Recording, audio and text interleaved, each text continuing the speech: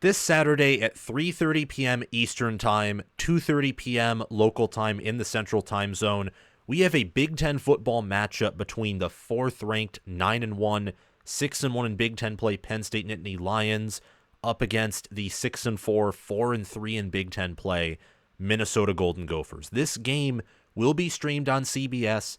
It is taking place in Huntington Bank Stadium in Minneapolis, Minnesota. And Penn State opened up this game as a heavy favorite, approximately an 11.5-point favorite. The line since has moved up a point to Penn State minus 12.5 on the road. And according to ESPN's Football Power Index, the Nittany Lions are given a 75% chance to win this game. Minnesota, by the way, is coming off of a bye.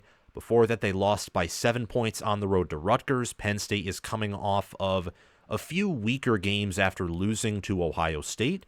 For Minnesota, this is a chance for PJ Fleck to earn another marquee win, and the last time he really earned such a massive win that would equate to the caliber of a victory this Saturday against Penn State would be the last time Minnesota played Penn State at home. On the road, the last time they played Penn State was in 2022 when they got blasted in the whiteout. But in 2019, Minnesota upset 4th-ranked Penn State. They have a chance to upset 4th-ranked Penn State this Saturday. Will that happen? What are the chances? How can Minnesota do it? And also, how can Penn State win this game or perhaps win handily? Well, I'm going to tell you here on this preview and prediction video for Penn State versus Minnesota. But before we do that, I ask that you score a touchdown for the channel, that you help us out in 7 big ways for the 7 points that are scored during a touchdown. Number 1, if you could subscribe to the channel, because that's the most important thing. That way I show up in your feed, you help the channel grow. We're the best Big Ten football channel on YouTube, and with your help, we're going to become the best college football channel on YouTube. So thank you for your support. Just subscribe to the channel. Number 2, hit that notification bell so that you get notified when I release new content. Also, like the video to give us a boost in the algorithm. 4th, comment your prediction for this game down below. 5th, share the video around. 6th, and perhaps this should be an earlier point because it's so important, please join our Discord server where we talk college football 24/7. It's in the link down below in the description, or also you can find the link down below in the pinned comment. You just click it, and you can join. It is just that simple.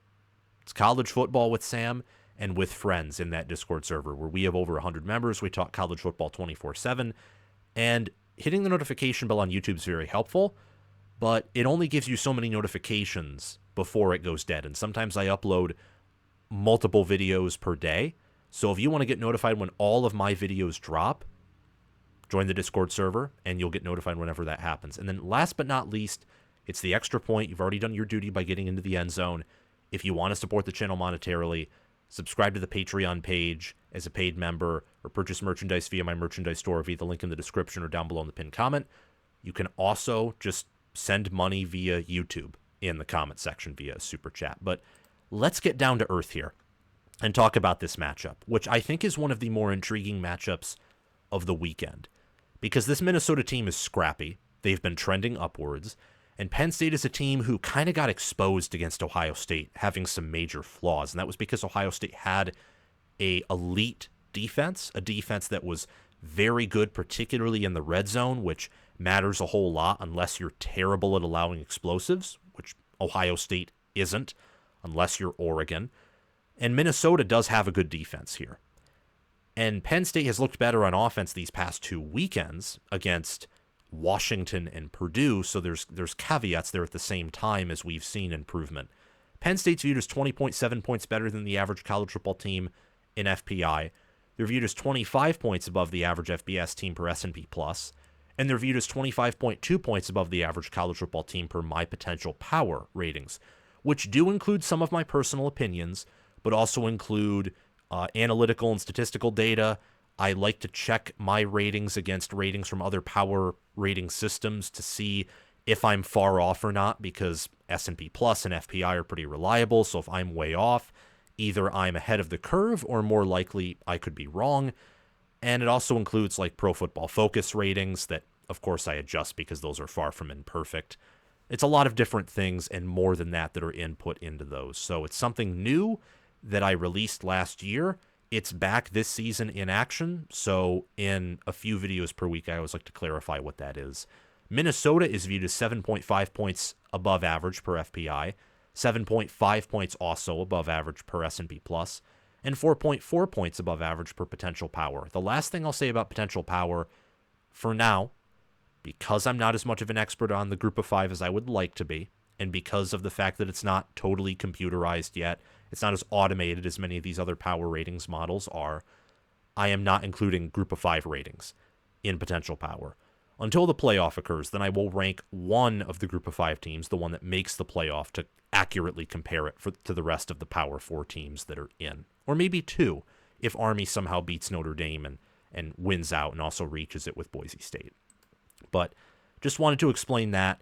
You look at points per play margin for both of these teams, which measures how many points does Team A score per play compared to their average team they faced so far this season.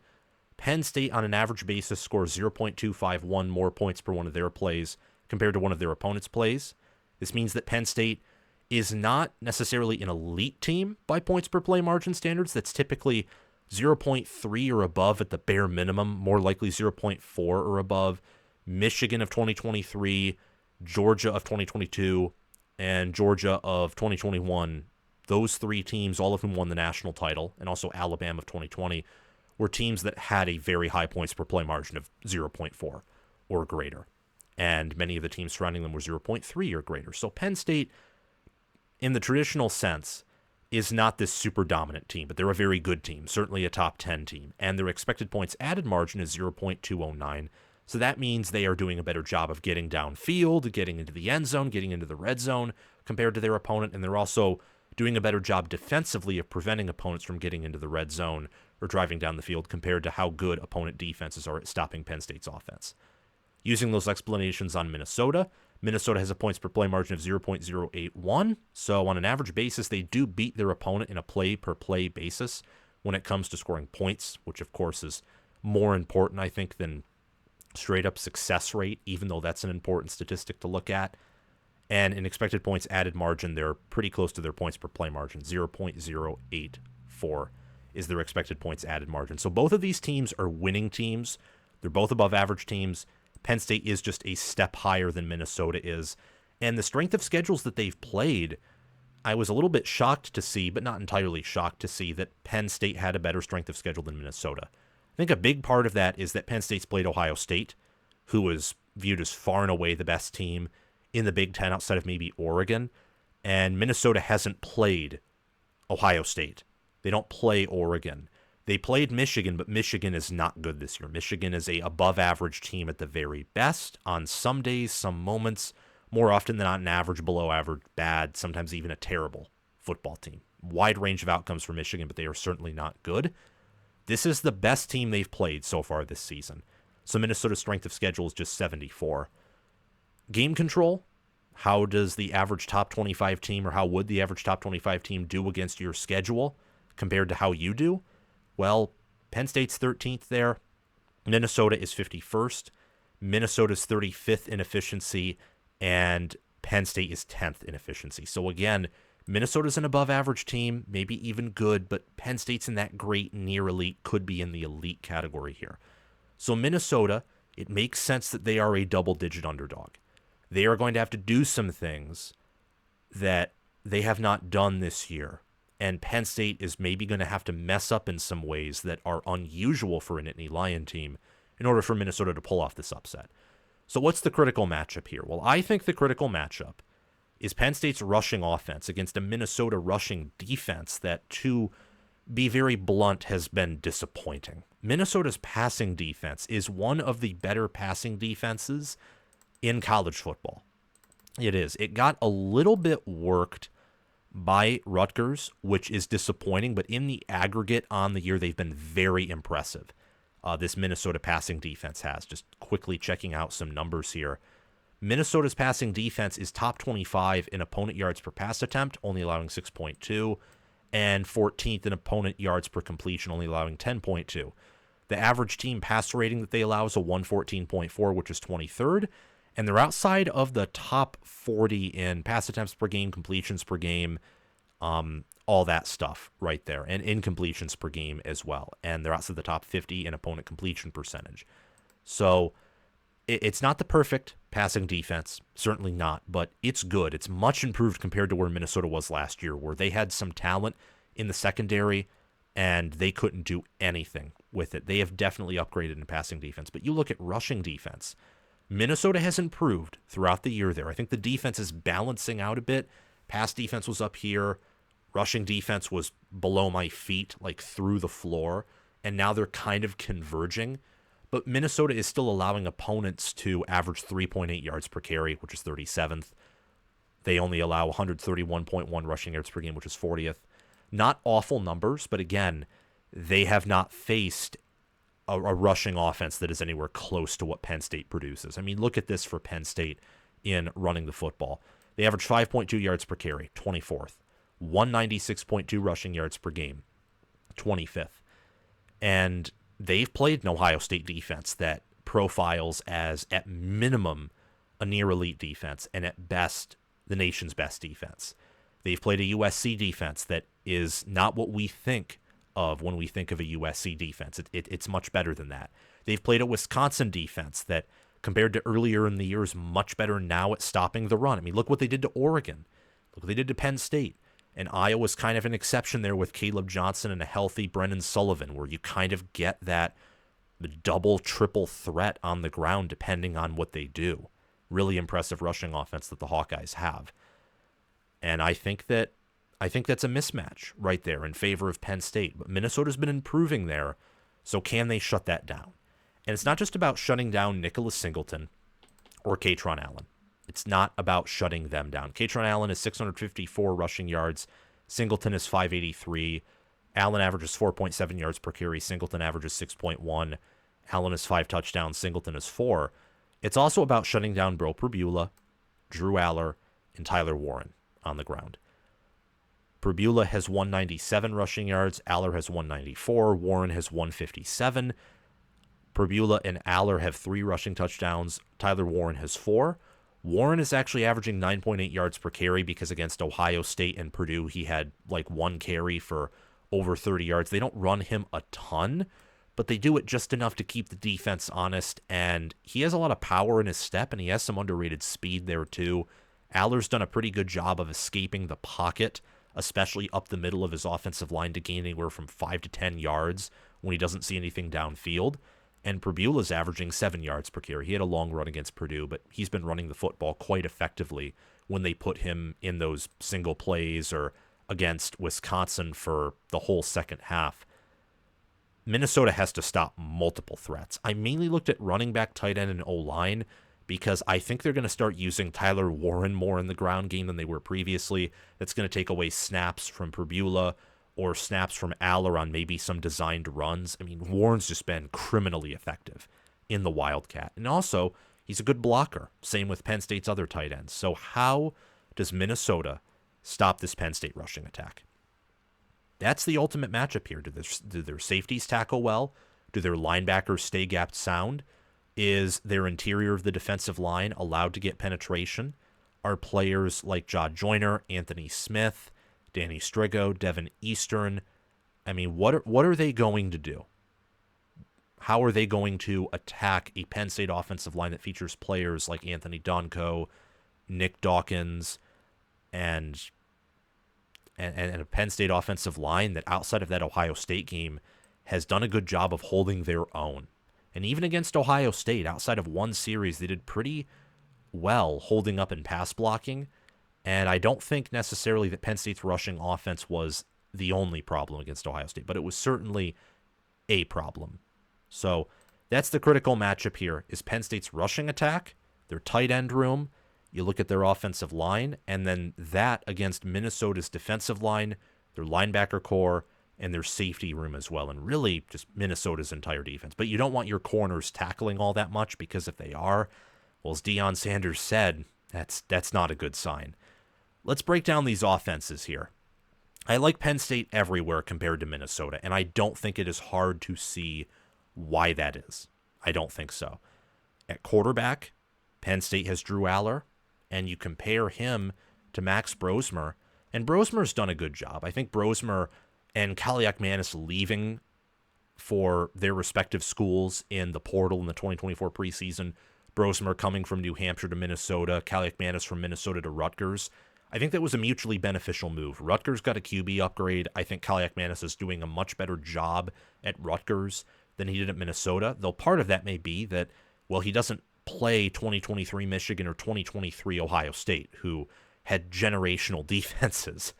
And also, he didn't have much experience on his offensive line. Darius Taylor was banged up, and the defense wasn't good. Just wasn't a good situation at Minnesota last year. The fact they won 5 games in a certain sense was kind of a miracle. Brosmer has a 137 passer rating, 14 touchdowns, 4 interceptions, a 6.9 average yards per pass attempt. Minnesota's averaging 10.3 yards per completion, 2,251 passing yards. He completes 67.1% of his throws, and he has a 62 QBR, which is 61st. Aller has 2,253 passing yards, completes 71.9% of his throws, averages 9.8 yards per pass attempt, 16 touchdowns, 5 interceptions, a 172.3 passer rating.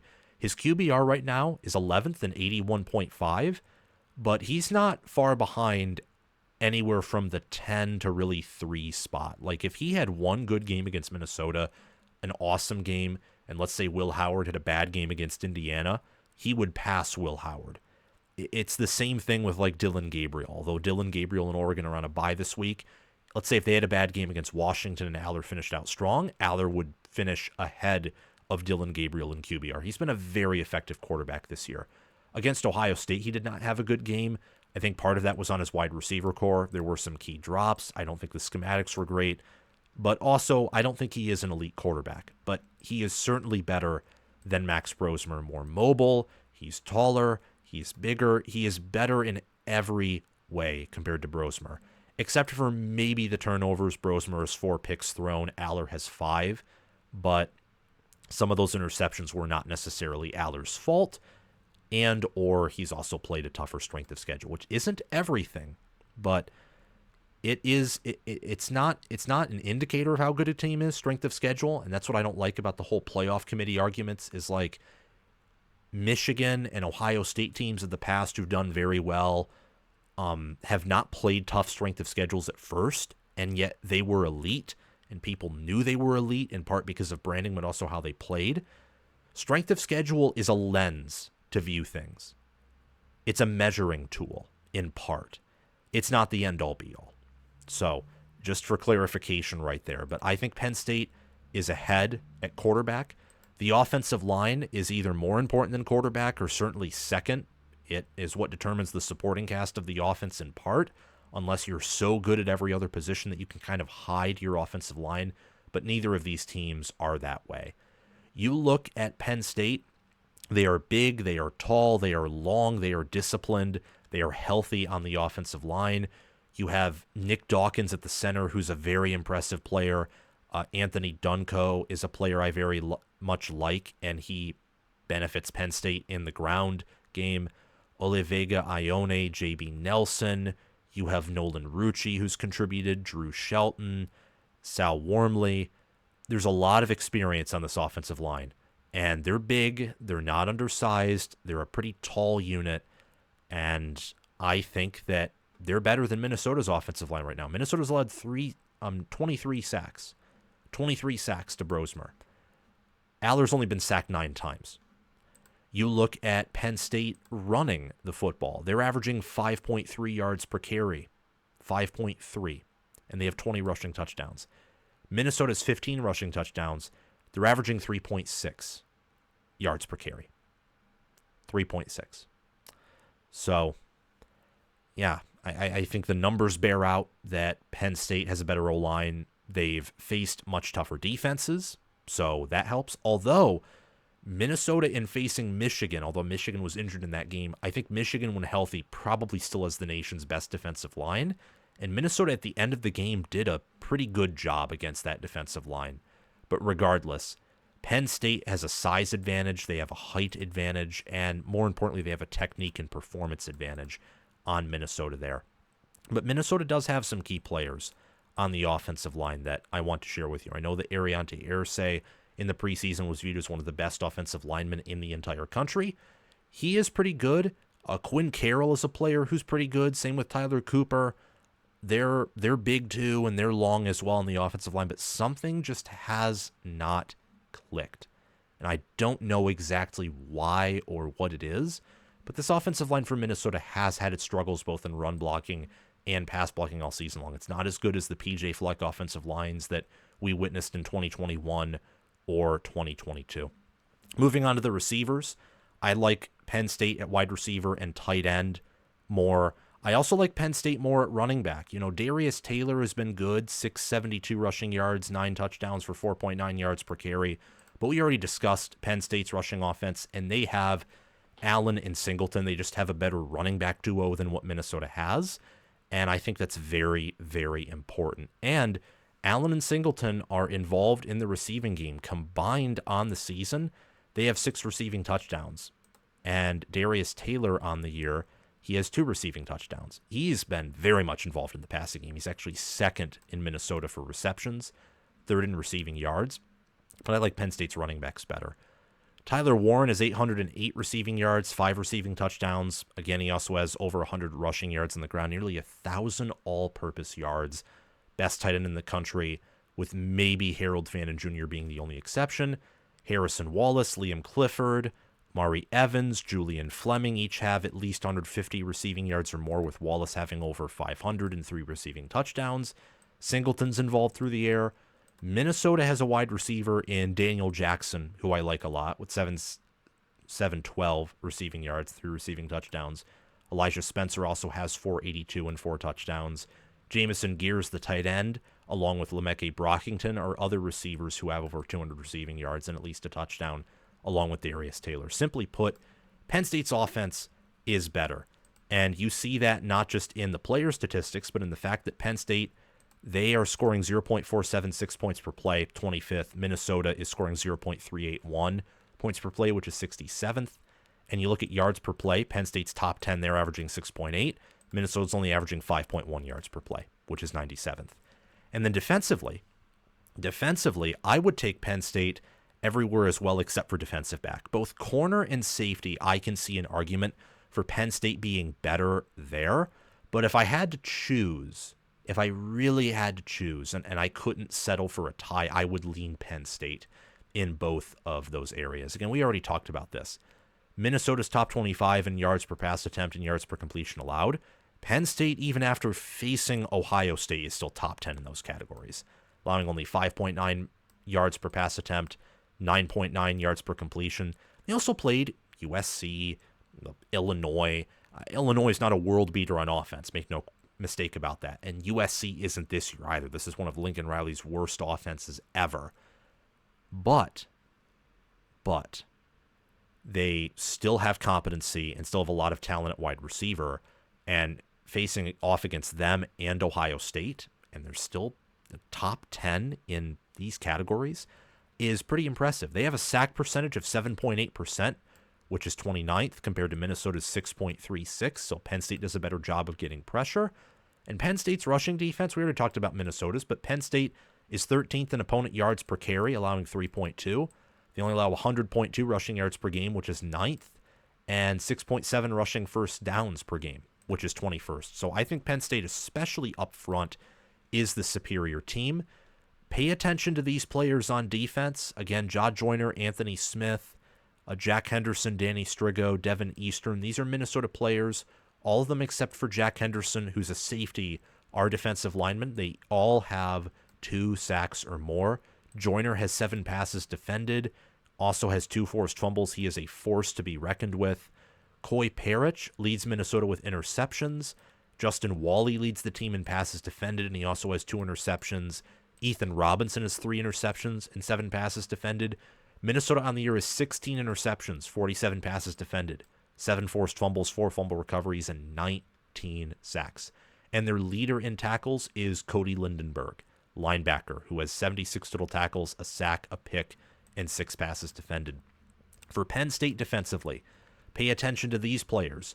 Leading tackler Jalen Reed, he was injured against Purdue, but I would expect him to be back for this game and healthy.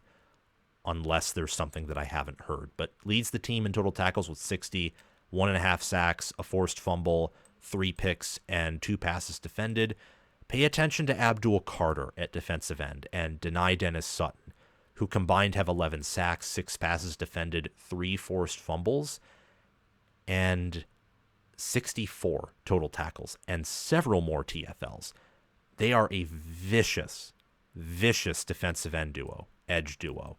And then Smith Vilbert and Amin Vanover, backup defensive ends, combined have 18 tackles, 3 sacks, and a forced fumble. Look out for Zane Durant at defensive tackle, Keziah Izzard, Devon J. Thomas. And at linebacker, also pay attention to Tony Roas. And also A.J. Harris at corner, who has 4 passes defended and an interception. And Elliott Washington, the second, also at corner, who has 5 passes defended and an interception. Penn State has 25 sacks, 35 passes defended, 8 interceptions, 7 forced fumbles, and 4 fumble recoveries. I would take the Nittany Lions on defense overall. I think Penn State's better in the trenches. Simply put, better O-line, better D-line. No more comment. The special teams here are pretty equal. Minnesota is pretty bad, along with Penn State in special teams efficiency per ESPN. The kicking game for Penn State and Minnesota has improved compared to where it was early in the year. Ryan Barker's 8 of 9 on field goal attempts. His only miss is from beyond 40. Long of 44, he's been pretty accurate on the year, but punting is an issue. The return game's sole highlights have been against Purdue, who's a pretty bad team. Dragan Kesic is 15 of 21 on field goals, more accurate than he was early in the year. Long of 53, and all but one of his misses are from 40 and beyond. But again, return game, punting game, and only making 71.4% of your field goals. It's not bad. In fact, I'd say it's good, but it's not elite. There's just a lot in these special teams units that do not help their team win. So special teams here may be a big factor. If one of these teams could have a great game on special teams while the other performs at their usual level. But I'd say they're pretty equal here, and it may not matter all that much. Special teams typically, of course, doesn't matter as much as defense or offense. But here it may matter even less, or if one team decides to wake up on special teams, it could matter a whole lot if the game's close. I would also say that Penn State's better everywhere on the coaching staff. Head coach, that's an area that's probably the tightest, but PJ Fleck has had games like against Rutgers this year, or I would think North Carolina early this season, and other games where you think, how did you lose to this team?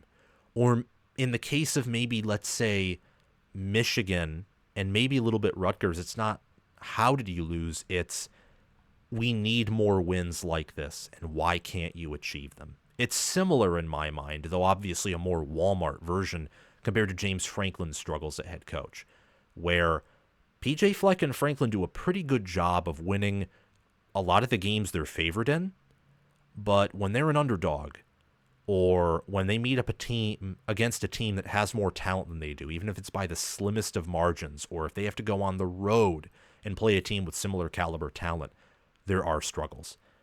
On the offense and defense, I think Penn State has better coordinators and better assistant coaches. Deion Barnes is a name that I want to highlight. Penn State's defensive line coach. He's one of the best in the business. And then you have Andy Krolnicki as the offensive coordinator. And another assistant I will shout out for Penn State's Ty Howell, their tight ends coach. Again, one of the best in the business. And the Nittany Lions have a great strength and conditioning program. I think Minnesota does too. They're always big, they're always physical, and they're tough. But Penn State just outclasses them a bit at head coach and strength and conditioning, and I'd say more heavily outclasses them in coordinators and assistant coaches. This leads me ultimately to pick Penn State to cover and win. My model has Penn State favored by 17.8 points, so it has Penn State covering, not by a massive margin because, after all, the game of football is scored mainly by 3s and 7s, maybe 6s if an extra point is missed, or 2 if you get a safety. But a win for Penn State that is 31-10, which is my prediction, could be competitive for a half or even 3 quarters, and Penn State just ends up pulling away and being the better team. I don't think it will be quite that. It won't be a blowout either, so it'll be close to a dominant performance, close to a blowout, but I do think Minnesota can show out for a quarter or maybe for a half. After all, this Penn State team has started off slow. I know in recent weeks it started off faster, but that was Washington in the whiteout. Washington, I don't think, has the same type of balanced defensive talent that Minnesota does. And again, it was at home, although I do think Washington's defense is better coordinated than Minnesota's. And you also have to consider the fact that Purdue is, well, Purdue. Anyone can start fast against Purdue. Anyone. So this game could get uglier. I would not be shocked if Penn State rolls in and drops like a 40 burger, holds Minnesota to 10 or even under 10 points, and comes out with what is perceived to be a huge victory and one of their more impressive victories of the year. This team seems to be peaking at the right time. Penn State does. As for Minnesota, only thing I can say is their path to victory relates to them doing what Wisconsin was able to do to Penn State and what USC was able to do. Limit the ground game, have some success on the ground yourself, and use that to open up the passing attack. And since Max Brosmer's better than Braden Locke, there is a path here for Minnesota to win, but I'm just doubtful as to whether they can pull it off. And if Penn State comes with their A game, this is going to be a dominant win for the Nittany Lions. And I think that's what's going to happen. They'll cover that 12.5 point spread and win 31-10. Thank you all so much for watching the video. Remember to like, subscribe, hit the notification bell, and comment your thoughts down below. Thanks to Crash2488, Brasco Rascal, and Carlo OH for being Heisman members. Thanks to Chris Lane, Ismar, and Taranai for being All-American members. And thanks to John Lynn, Roaming Gnome, Matthew Sale, Austin Christmas, Joshua Jorgensen, and Will Loftus for being all-conference members. Have a great day, everyone. Make sure to check out the merchandise store, Patreon page, and Discord server via the link in the description or down below in the pinned comment. I will see you all very soon. Go Gophers, and go Nittany Lions.